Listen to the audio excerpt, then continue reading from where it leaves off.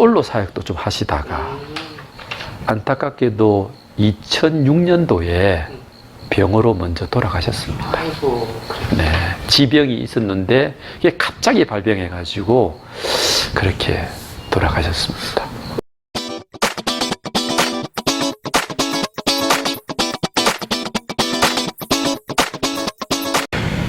대충 정확한 수치는 아닙니다만 계산해 보니까 지금까지 한 3,200번 정도 집회를 한 것 같습니다.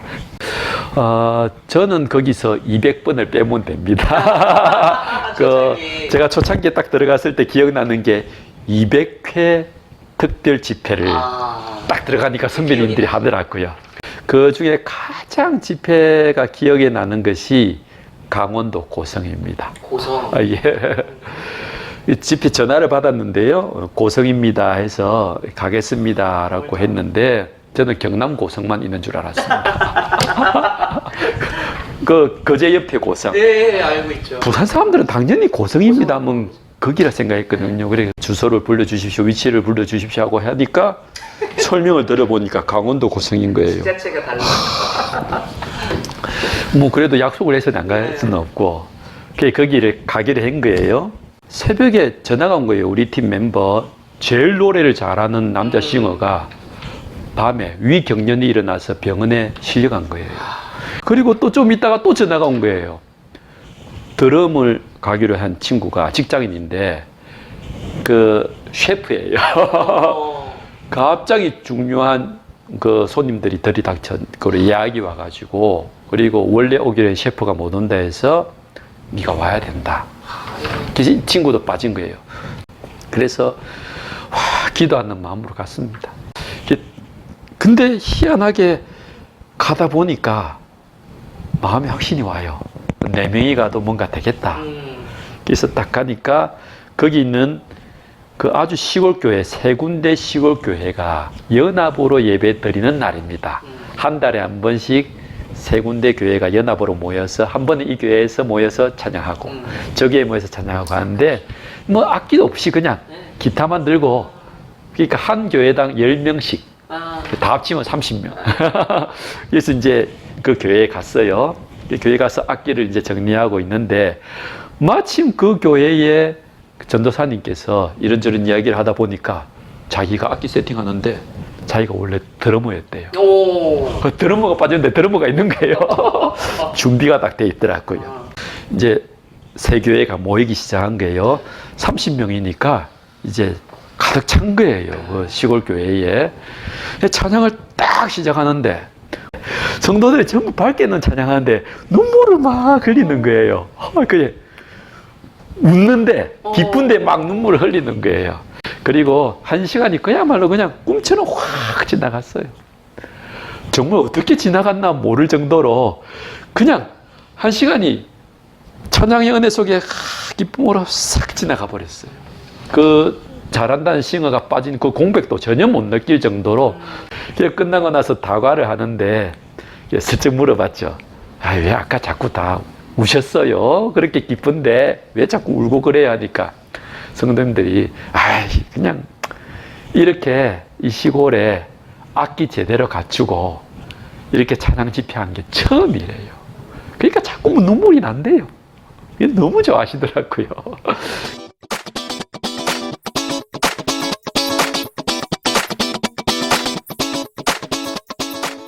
이 곡이 만들어진 해는 1983년으로 제가 알고 있습니다. 팀이 생기고 나서 2년 정도 뒤에 그때 창단 멤버였던 최배송 형제가 고신대 작곡가였어요.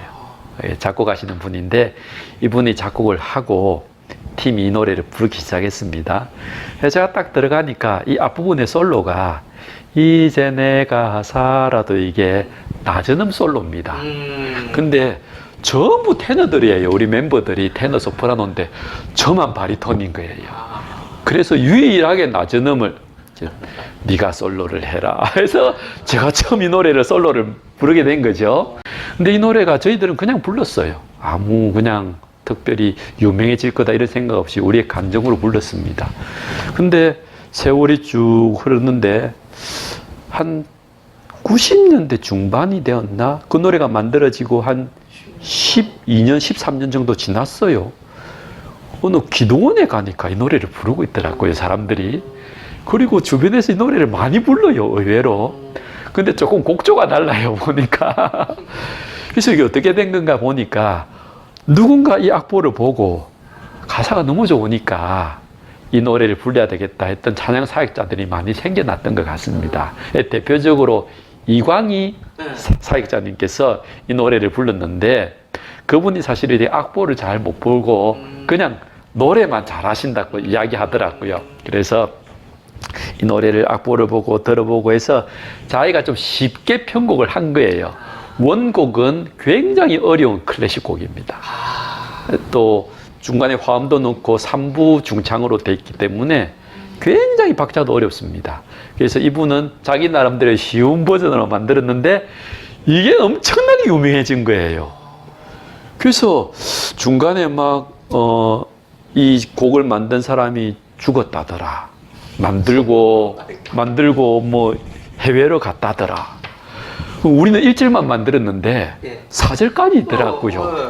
그래서 이게 막 소문이 막 놀기 시작했어요. 그래서 이게 저희들이 안 되겠다.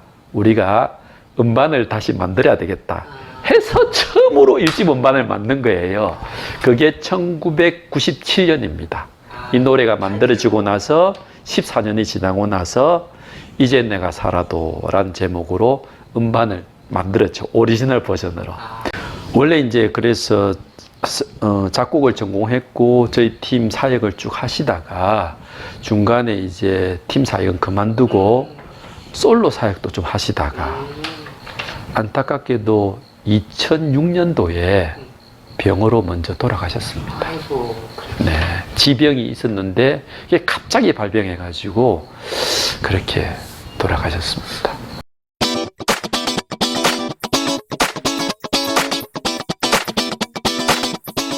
사실 저희 팀이 음반을 3집까지 내었는데 지방 사역자들의 한계가 참 이렇게 좀 많습니다. 좀 이렇게 저희 팀만의 힘으로 되는 것이 아니고 일반 기획사, 그 기획사에서 많이 홍보도 해주고 거기서 음원을 좀 체계적으로 퍼뜨려주고 이렇게 해야 되는데 지방에 있는 사역자들은 그런 메인 기획사들과 같이 사역하기 형편이 굉장히 어렵더라고요. 구조상으로 모든 면에서. 그래서 저희들은 아직 그런 기획사와 같이 작업을 한 적이 없다 보니 음반은 내어도 그것이 이렇게 사이트나 이렇게 노출되는 빈도가 쉽지는 않은 것 같아요. 이제 그래서 음반은 더 이상 이제 의미는 별로 없는 것 같아요. 네. 그래서 음반보다는 책을 하나 준비하고 있습니다. 굳이 책을 만들겠다라고 생각은 안 했고요. 제가 이렇게 라디오 방송에 오랫도록 출연해서 그 이야기들을 적은 적이 있습니다. 방송의 스토리들을. 그러다 보니까 그 노래한 순례자의 지나간 이야기들을 많이 적게 되었어요. 그걸 적다 보니까 이게 분량이 많아진 거예요. 이 많아진 분량을 노래한 순례자 역사를 또 사역의 이야기들을 책으로 만들고 싶어서 책을 준비하고 있고 거의 완성 단계에 와 있습니다. 책 제목을 뭐로 할까? 이게 고민입니다. 그래서 좋은 아이디어가 있는 분 있으면 연락 주십시오. 책 제목. 노래한 순례자 39년 동안의 역사인데 몇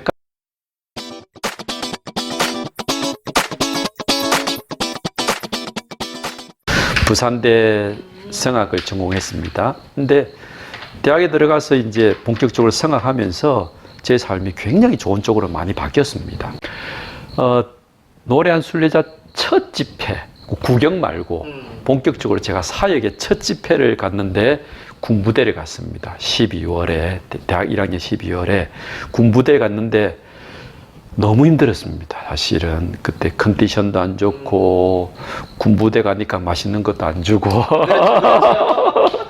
집회를 잘 마쳤어요. 근데 딱 집에 가면서 계속 한쪽 어깨가 너무 아픈 거예요. 버스를 타고 가면서 집에 가자마자 쓰러지듯이 잤습니다.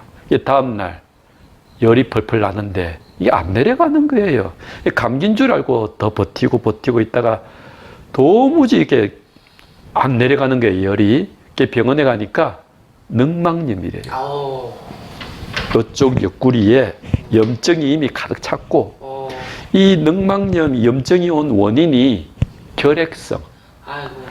결핵이 와서 그 결핵이 여기 붙어서 늑막염까지 온 것이죠. 예. 그래서 과로하지 말고, 과로하면 절대 안 되고, 이렇게 무거운 거 들 때, 옆구리에 와 있기 때문에 무거운 거 들 때 자세 조심해야 되고, 또 제가 성악이니까 호흡, 복식호흡 많이 하잖아요.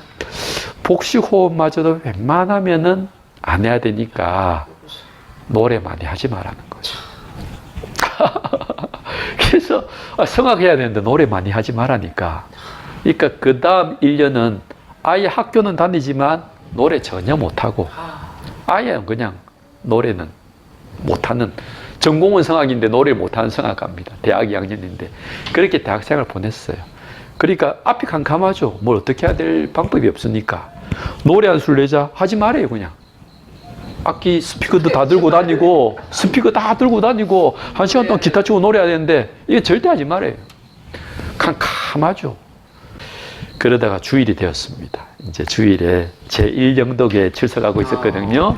예배에 딱 갔는데 처음으로 제가 초등학교 2학년 때부터 성가대를 했는데요.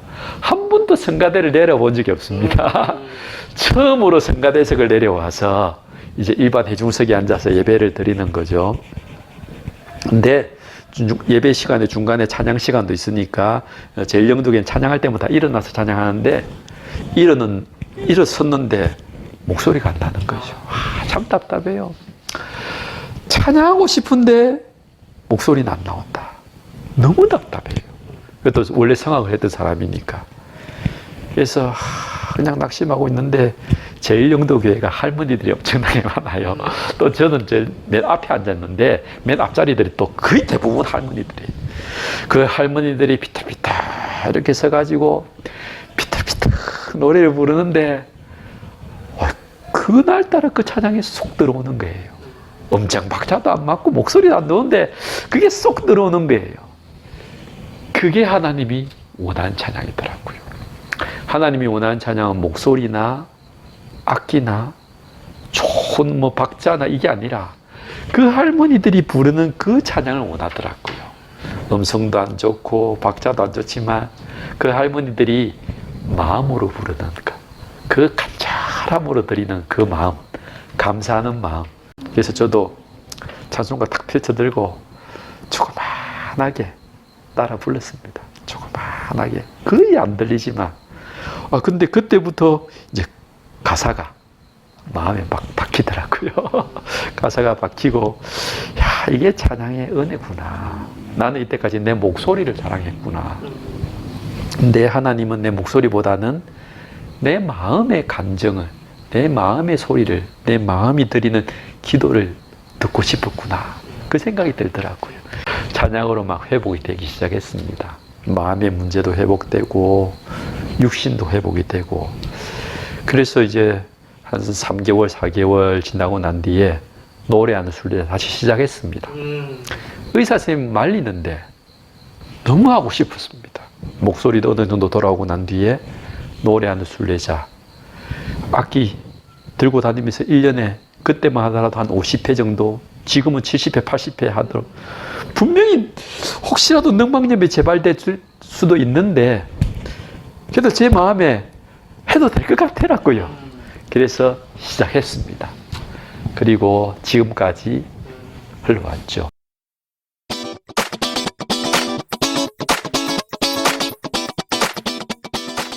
교사 되기 전에 먹고 살려고 이것저것 그냥 직업을 얻어보려고 했던 것 중에 하나가 피아노 조율이었어요. 당시만 하더라도 피아노 조율사가 그때 당시 한 건에 5만 원 정도인데 부가가치로 보면 굉장히 큰 금액이었습니다. 그래서 내가 음악 전공자니까 피아노 조율을 배우면은 좀 이 돈을 벌 수 있겠다 해서 피아노 조율을 배웠던 거죠. 근데 집회를 가다 보니 시골에 저희들 집회를 가보면 피아노들이 너무 낡았더라고요. 그리고 조율도 안 된 피아노들이 있어요. 그래서 전체 조율을 못 해주고 중요한 몇 군데만 이렇게 조율해 주니까 너무 좋아하더라고요. 소리가 좋아하시죠? 예. 그래서 시골에 가면은 내가 배운 기술로 봉사를 해드려야 되겠다 해서 가끔씩 들고 가서 조율을 해드리고 시간 날 때에. 그러다가 해외에 또 가보니까 선교사님 가정에 또 피아노 조율을 해주니까 또 너무 좋아하시더라고요. 외국에는 조율사들이 별로 없습니다. 그리고 비용도 너무 비싸고요. 그래서 해주니까 너무 좋아하고 이러다가 재작년에 부산에 이렇게 울산에 있는 교회들이 연합해서 시골 교회를 도와주는 그런 몇몇 프로젝트가 있습니다. 거기에 제가 따라가서 경로당에 찬양도 대드리고 또 그 시골 교회 조율해 주니까 또 좋아하시더라고요. 그러다가 올해 코로나로 많은 사역들이 이렇게 중지되지 않았습니까? 이 상황에서 이제 사역도 이제 없고 그냥 교회에서 예배 드리고 있지만 예전에 비해서 내가 시간이 많이 남으니까 혹시 내가 이 시점에 내가 교회들을 위해서 해줄 수 있는 일이 뭐가 있을까 해보니까 피아노 조율을 해드리면 되겠다. 그렇게 해서 몇몇 개척 교회에 또 원하는 교회에 그냥 가서 피아노 조율 해드리가 너무 좋아하시더라고요.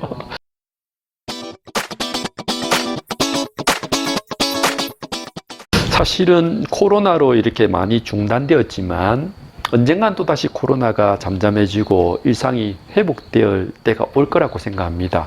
회복될 때가 오면 지금 가장 제가 바라는 것은 저희 팀이 이때까지 했던 것처럼 계속 미자립 교회나 개척 교회나 힘든 곳에 또 복음이 필요한 곳에 저희 팀 사역이 끊임없이 이루어지기를. 근데 확실히 코로나 지나고 보니까요, 더 겸손하게 섬겨야 되겠구나. 더 낮은 곳에 우리가 예수님의 마음으로 품어야 되겠구나. 사실 그전에는 집회도 많은데 하는 교만함이 사역자들의 마음속에 많이 있었던 것 같아요. 저의 마음속에 있었던 것 같은데. 근데 코로나를 지나고 보니까 그 집회 하나하나가 얼마나 귀한지 몰라요. 그래서 더 귀한 마음으로, 더 낮은 마음으로 섬겨야 되겠구나. 그래서 횟수보다는 더 간절한 마음으로 집회를 하나씩 소중하게 섬기는 것이 하나의 계획이고, 조그마한 교회들은 온라인으로 예배를 드리지만 찬양 인도나 이런 부분에서 어려워요.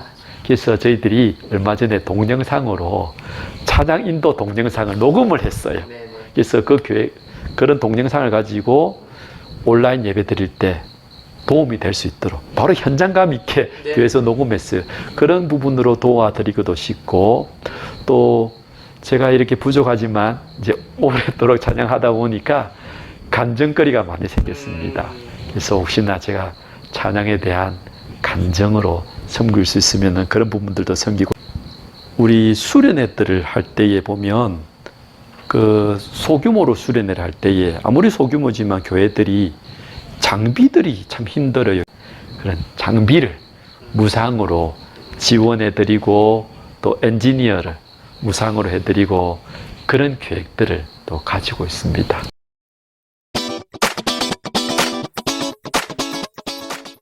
우리가 지금 가장 큰 기도 제목은 우리 팀원들입니다. 우리 팀 저 혼자 있는 것이 아니라 우리 팀원들이 있는데 대부분 20대 직장인들, 대학생들 그렇습니다. 우리 팀원들이 먼저 하나님 앞에 깨어 있어야 되겠다 이 생각이 가장 들더라고요. 그래서 우리 팀원들의 영육 간의 강건함을 위해서 꼭 기도해 주셨으면 좋겠습니다.